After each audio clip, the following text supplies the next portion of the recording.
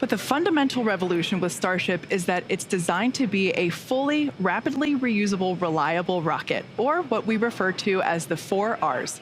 For those of you following along, you know all too well that Starship gave us quite a show during its first flight test back in April. After successfully lifting off and clearing the pad, Starship became the most powerful rocket ever launched. But during the ascent, we had leaking propellant in the bottom of the booster, which led to sustained fires, loss of control, and ultimately a rapid, unscheduled disassembly. Of course, there's no test quite like a flight test, and our teams learned a lot, which began design changes and then ultimately hardware upgrades. That iterative approach is a big part of how SpaceX does development, and it's been the basis for all of our major innovations, including those on Falcon, Dragon, and Starlink. I have to comment what gorgeous sunrise views we have here of Starship.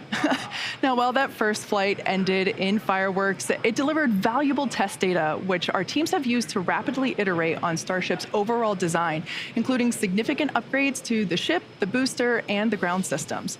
Now, the most notable change is to the stage separation system, which will also be the most challenging part of today's test. We'll talk a little bit more about those updates a bit later in the webcast. Now, in preparation for today's flight test, the vehicles have undergone dozens of individual tests, including a static fire on the ship, 2 super heavy static fires, and a final full wet dress rehearsal that we completed at the end of October, where we loaded the vehicles fully up with propellants and tested our new countdown sequences. And that brings us to these beautiful shots on today's flight test day. After 7 months of hard work by the entire SpaceX team, we're ready to give launch another shot. 100%.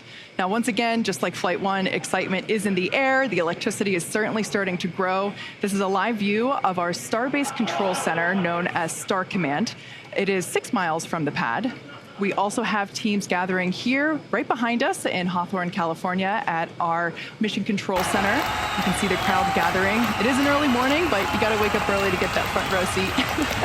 And we also have public gathering on the beaches at South Padre Island, as you see there.